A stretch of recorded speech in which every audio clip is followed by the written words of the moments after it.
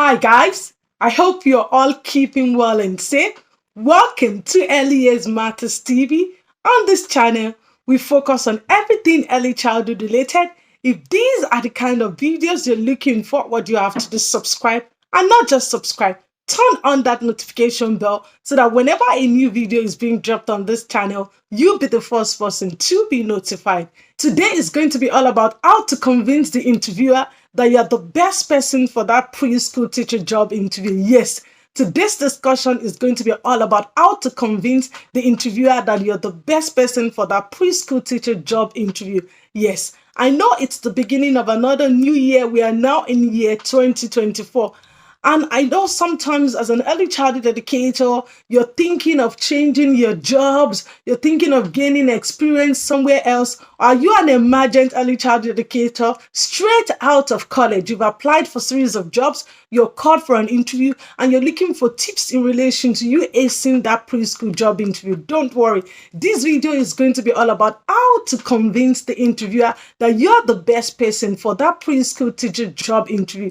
You need to understand that to get that position is going to be survivor of the fittest. Yes, it's a survivor of the fittest for you to get that preschool teacher job interview. You need to understand that you're not the only person that applied for this job. Perhaps maybe 20 people applied for the job and 4 people were called for interview. And you need to understand that out of the 4 people is only 1 person that is going to be selected. And you have to convince the interviewer that you are the best candidate, that you should be given this job. So can you now see that it's a survivor of the fittest thing? You're competing against a whole lot of others. You need to understand that these people, they are good in their own areas as well. Because if they're not good, they are not going to be selected. I know the process is you sent in your CV or perhaps you filled an application form. And then from submitting your CV or filling an application form, you're called for an interview. So a lot of people perhaps send their CV, fill a job application, and out of a lot of people, maybe 3 or 4 people were selected. And out of these 4 people, only 1 person is going to get that job. So now let's dive straight into it. How are you going to convince your interviewer that you're the best person for that job?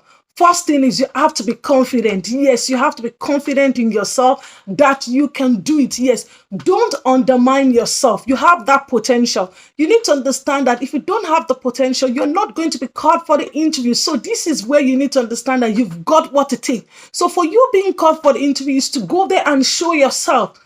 Show your future employer what you've got. Show the skills that you've got. So be confident in yourself. One of the things they're going to be watching out for is how confident are you. Yes. So when you're being asked a question, be confident in relation to answering the question.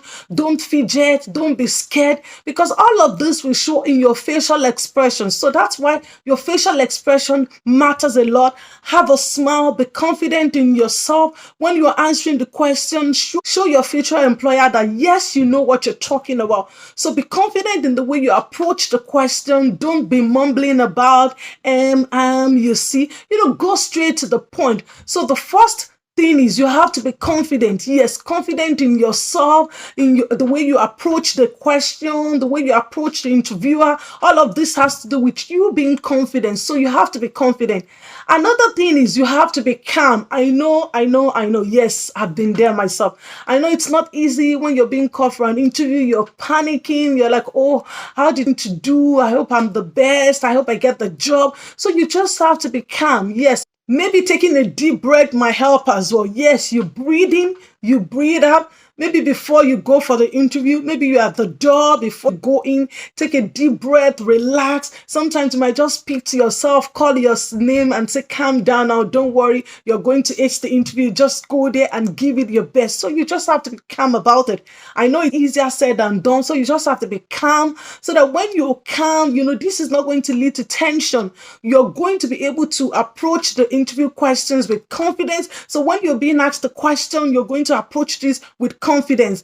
Another thing that matters is your facial expression and your body posture. Yes, this is important. The way you position yourself is important. When you're being asked questions, don't just be looking around. Maintain eye contact.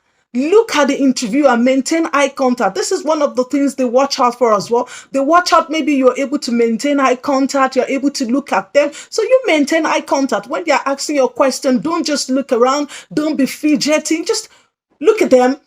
interviewer, your posture is important as well. Stay away from folding your arms, from looking somewhere, sit right, chin up. You might, facial expression. Look at the interviewer, look at the people. This matters as well. For instance, if they're asking your question, you fold what are you telling them? You're telling them that I don't want to be here, I don't care. So it's important. Your facial expression says it all. Your posture, your smile, this is important. You're going to be working with young children, you're going to be working as a member of a team. So your expression says it all. Wear your smile, be calm, laugh. When they ask a question, if it requires you to laugh, you laugh. If it requires you to smile, you smile.